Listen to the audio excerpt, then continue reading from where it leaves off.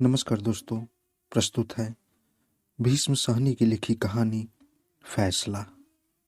उन दिनों हीरालाल और मैं अक्सर शाम को घूमने जाया करते थे।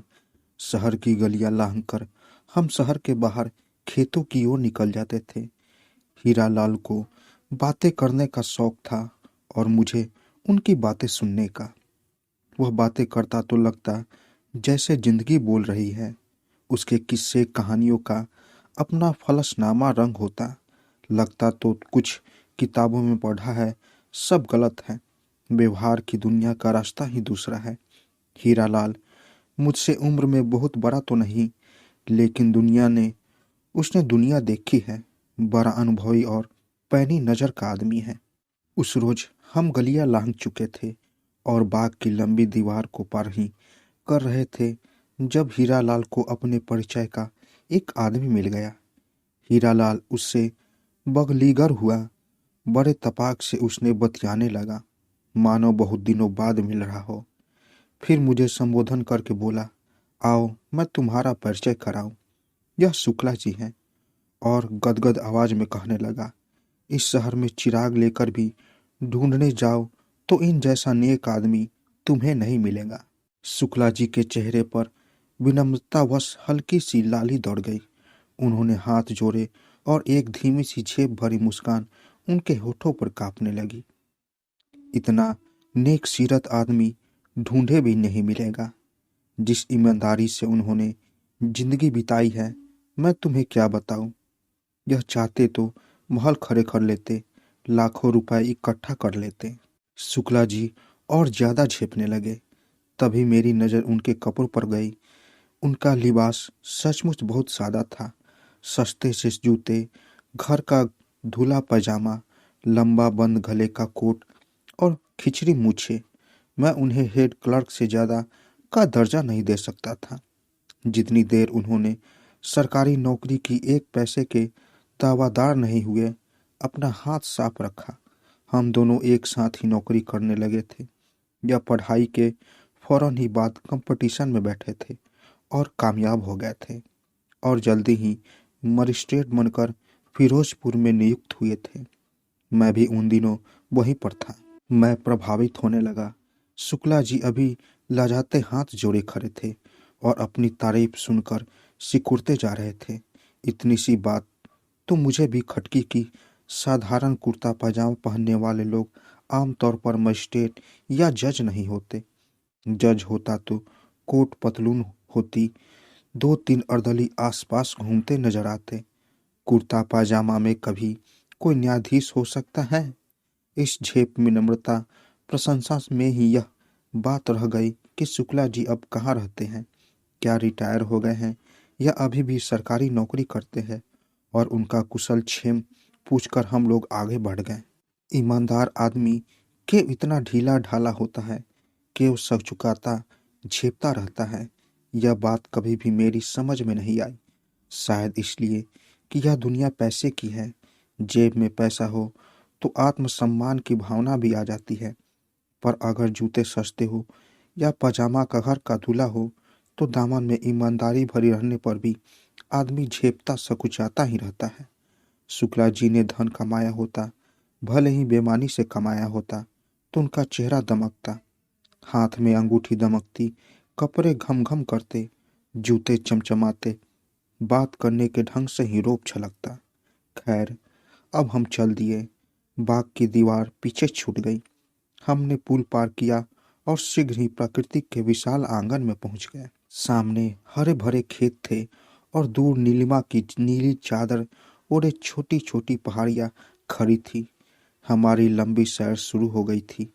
इस माहौल में हीरालाल की बातों में अपने आप ही दार्शनिकता की पुट आ जाती है। एक प्रकार की तटस्थता का कुछ कुछ वैराग्य सा, मानव प्रकृति की विराट पृष्ठभूमि के आगे मानव जीवन के व्यवहार को देख रहा हो। थोड़ी देर तक तो हम चुपचाप चलते रहे। फिर हीरालाल ने अपनी बाह मेरी बाह में डाल दी और धीमे से हंसने लगा।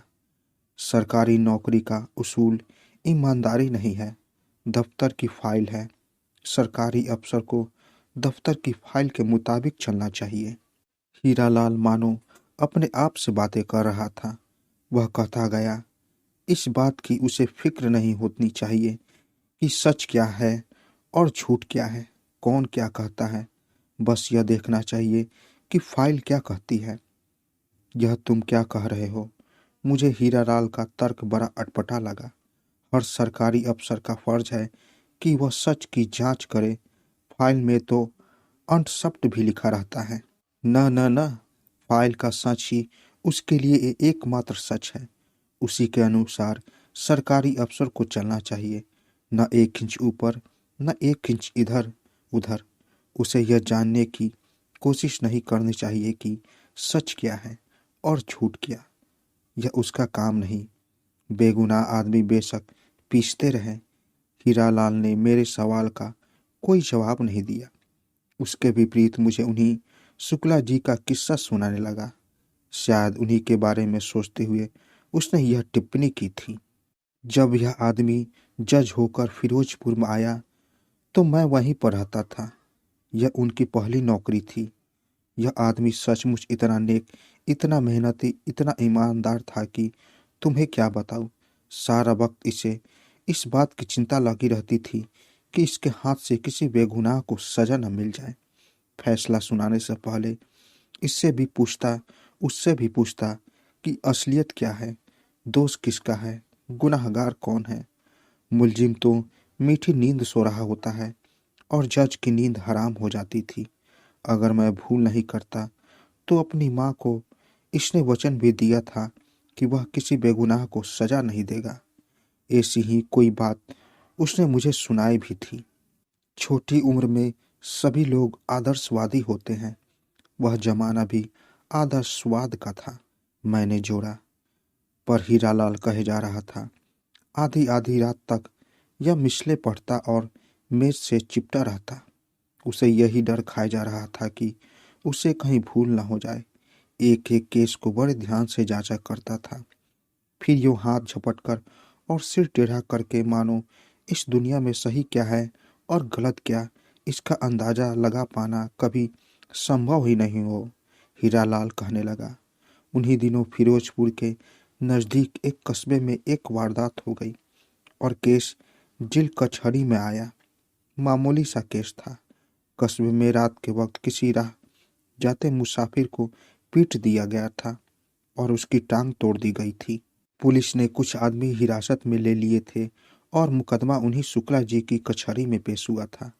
आज भी वह सारी घटना मेरी आंखों के सामने आ गई है। अब जिन लोगों को हिरासत में लिया गया था उनमें इलाके का जैलदार और उसका जवान बेटा भी शामिल था। पुलिस की रिपोर्ट थी कि जैलदार ने अपने लठैत भेजकर उस राहगीर को पिटवाया है। जैलदार खुद भी पिटने वालों में शामिल था। साथ में उसका जवान बेटा और कुछ अन्य लठैत भी थे। मामला वहां रफा दफा हो जाता अगर उस राहगीर की टांग न टूट गई होती। मामूली मारपीट की तो पुलिस परवाह नहीं करती, लेकिन इस मामले को तो पुलिस नज़रअंदाज नहीं कर सकती थी। खैर, गवाह पेश हुए। पुलिस ने भी मामले की तहकीकात की और पता यही चला कि जैलदार ने उस आदमी को पिटवाया है और पीटने वाले राहगीर को अधमरा समझकर छोड़ गए थे। 3 महीनों तक केस चलता रहा। हीरालाल कहने लगा, केस में कोई उलझन, कोई पेचीदगी नहीं थी, पर हमारे शुक्ल जी को चैन कहाँ। इधर जैलदार के हिरासत में लिए जाने पर हालांकि बाद में उसे जमानत पर छोड़ दिया गया था। कस्बे भर में तहलका सा मच गया था। जैलदार को तो तुम जानते हो ना। जैलदार का काम मालगुजारी उगाही करना होता है और गांव में उसकी बड़ी हैसियत होती है, जो वह सरकारी कर्मचारी नहीं होता। खैर, तो जब फैसला सुनाने की तारीख नज़दीक आई तो शुक्ला जी की नींद हराम है। कहीं गलत आदमी को सजा न मिल जाए, कहीं कोई बेगुनाह मारा न जाए। उधर पुलिस तहकीकात करती रही, इधर शुक्ला जी ने अपने प्राइवेट तहकीकात शुरू कर दी। उससे पूछ, जिस दिन फैसला सुनाया जाना था उसने एक दिन पहले शाम को यह सज्जन उस कस्बे में जा पहुंचे और वहां के तहसीलदार से जा मिले। वहां उनकी पुरानी जान पहचान का था। उन्होंने उससे भी पूछा कि भाई बताओ भाई, अंदर की बात क्या है? तुम तो कस्बे के अंदर रहते हो, तुमसे तो कुछ छिपा नहीं रहता है। जब जब तहसीलदार ने देखा कि जिला कचहरी का जज चलकर उसके घर आया है और जज का बड़ा रुतबा होता है, उसने अंदर की सही सही बात शुक्ला जी को बता दी। शुक्ला जी को पता चल गया कि सारी कारस्तानी कस्बे के थानेदार की है, कि सारी शरारत उसी के है। उसकी कोई पुरानी अदावत जलदार के साथ थी और वह जलदार से बदला लेना चाहता था। एक दिन कुछ लोगों को भिजवाकर एक राह जाते मुसाफिर को उसने पिटवा दिया, उसकी टांग तुड़वा दी और जलदार और उसके बेटों को हिरासत में ले लिया। फिर एक दिन के बाद झूठी गवाही। अब कस्बे के थानेदार की मुखाफत कौन करे, किसकी हिम्मत? तहसीलदार ने शुक्ला जी से कहा कि मैं कुछ और तो नहीं जानता, पर इतना जरूर जानता हूँ कि जलदार बेगुनाह है, उसका इस पिटाई से दूर का भी वास्ता नहीं। वहां से लौटकर शुक्ला जी दो एक और जगह भी गए। जहां गया वहां पर उसने जलदार की तारीफ सुनी। जब शुक्ला जी को यकीन हो गया कि मुकदमा सचमुच झूठा है, तो उसने घर लौटकर अपना पहला फैसला फौरन बदल दिया और दूसरे दिन अदालत में अपना नया फैसला सुना दिया और जैलदार को बिना शर्त रिहा कर दिया। उसी दिन वह मुझे क्लब में मिला। वह सचमुच बड़ा खुश था। उसने बहुत दिन बाद चैन नसीब हुआ था। बार बार भगवान का शुक्र कर रहा था कि वह अन्याय करते करते बच गया, वरना उससे बहुत बुरा पाप होने जा रहा था। मुझसे बहुत बड़ी भूल हो रही थी। यह तो अचानक ही मुझे सूझ गया और मैं तहसीलदार से मिलने चला गया, वरना मैंने तो अपना फैसला लिख भी डाला था। उसने कहा। हीरालाल की बात सुनकर मैं सचमुच प्रभावित हुआ। जब मेरी नज़रों में शुक्ला रास्ते, जूतों और मैले कपड़ों में एक ईमानदार इंसान ही नहीं था, बल्कि एक दुर्दे वाला, जिंदा दिल और जीवट वाला व्यक्ति था। उसे बाग की दीवार के पास खड़ा देखकर जो अनुकंपा सी मेरे दिल में उठी थी, वह जाती रही और मेरा दिल उसके प्रति श्रद्धा से भर गया। हमें सचमुच ऐसे ही लोगों की जरूरत है, जो मामले की तह तक जाए और निर्दोष को आंच तक आने न दे। खेतों की मेरों के साथ साथ चलते हम बहुत दूर निकल आए थे। वास्तव में उस सफेद बुत तक जा पहुंचे थे, जहां से हम अक्सर दूसरे रास्ते से मुड़ने लगते हैं। फिर जानते हो क्या हुआ? हीरालाल ने बड़ी आत्मीयता से कहा। कुछ भी हुआ हो हीरालाल, मेरे लिए इतना ही काफी है कि यह आदमी जीवट वाला और ईमानदार है, अपने उसूल का पक्का रहा है। सुनो सुनो, एक उसूल जमीर का होता है, जो दूसरा फाइल का। हीरालाल ने दानिशमंदों की तरह सिर हिलाया और बोला, आगे सुनो। फैसला सुनाने की देर थी कि थानेदार तो तरफ उठा। उसे तो जैसे सांप ने डस लिया हो। चला था जैलदार को नीचा दिखाने। उल्टा सारे कस्बे में लोग उसकी लालत मलालत करने लगे। चारों ओर थू थू होने लगी। उसे तो उल्टे लेने के देने पड़ गए थे, पर वह भी पक्का घाक था। उसने आव देखा ना ताव सीधा डिप्टी कमिश्नर के पास जा पहुंचा। जहां डिप्टी कमिश्नर जिले का हाकिम होता है, वहां थानेदार अपने कस्बे का हाकिम होता है। डिप्टी कमिश्नर से मिलते ही उसने हाथ बांध लिए कि हुजूर, मेरी इस इलाके की से तब्दीली कर दी जाए। डिप्टी कमिश्नर ने कारण पूछा तो बोला, हुजूर, इस इलाके को काबू रखना बड़ा मुश्किल काम है। यहाँ चोर डकैत बहुत हैं, बड़े मुश्किल से काबू में रखते हुए हूँ। मगर हुजूर, जहाँ जिले का जज ही रिश्वत लेकर शरारती लोगों को रिहा करने लगे, वहाँ मेरी कौन सुनेगा? कस्बे का निजाम चौपट हो जाएगा। और उसने अपने ढंग से सारा किस्सा सुनाया। डिप्टी कमिश्नर सुनता रहा। इसके लिए यह पता लगाना कौन सा मुश्किल काम है कि किसी अफसर ने रिश्वत ली है या नहीं ली है, कब ली है और किससे ली है।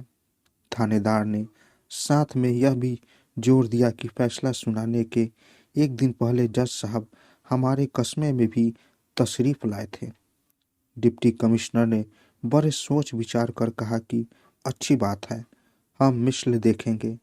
तुम मुकदमे की फाइल मेरे पास भिजवा दो। थानेदार की बाछें खिल गई। वह चाहता ही यही था। उसने झट से फिर हाथ बांध दिए कि हुजूर, एक और अर्ज है।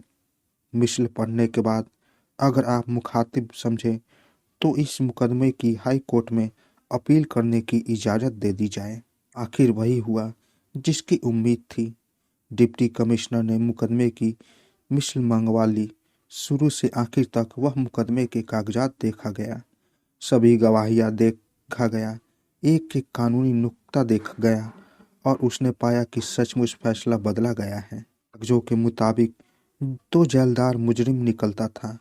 मिसल पढ़ने के बाद उसे थानेदार की यह मांग जायज़ लगी कि हाई कोर्ट में अपील दायर करने की इजाज़त दे दी जाए। सुचाते उसने इजाज़त दे दी। फिर क्या, शक की गुंजाइश ही नहीं थी। डिप्टी कमिश्नर को भी शुक्ला की ईमानदारी पर संदेह होने लगा था। कहते कहते हीरालाल चुप हो गया।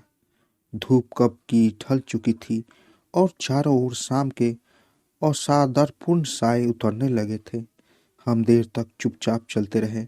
मुझे लगा मानो हीरालाल इस घटना के बारे में न सोचकर किसी दूसरी ही बात के बारे में सोचने लगा है। ऐसे चलती है व्यवहार की दुनिया। वह कहने लगा। मामला हाई कोर्ट में पेश हुआ और हाई कोर्ट ने जिला अदालत के फैसले को रद्द कर दिया।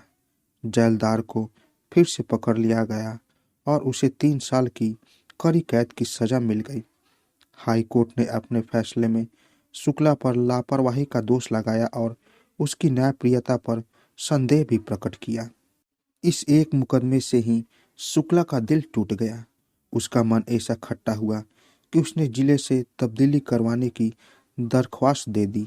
और सच मानो उस एक फैसले के कारण ही वह जिले भर में बदनाम भी होने लगा था। सभी कहने लगे रिश्वत लेता है। बस इसके 5-6 साल तक वह उसी महकमे में घिसटता रहा। उसका प्रमोशन रुका रहा।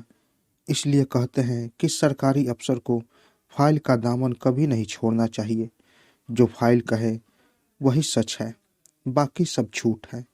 अंधेरा घिर आया था और हम अंधेरे में ही धीमे धीमे शहर की ओर लौटने लगे थे।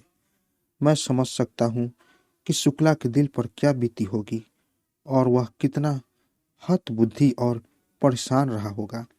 वह तो न्यायप्रियता का वचन अपनी माँ को देकर आया था। फिर क्या हुआ? जी छोड़कर शुक्ला जी कहाँ गए? अध्यापक बन गए और क्या। एक कॉलेज में दर्शन शास्त्र पढ़ाने लगा। सिद्धांतों और आदर्शों की दुनिया में ही एक ईमानदार आदमी इत्मीनान से रह सकता है। बड़ा कामयाब अध्यापक बना। ईमानदारी का दामन उसने कभी भी नहीं छोड़ा। उसने बहुत सी किताबें भी लिखी, बढ़िया से बढ़िया किताबें लिखता है, पर व्यवहार की दुनिया से दूर, बहुत दूर। तो दोस्तों, कैसी लगी कहानी?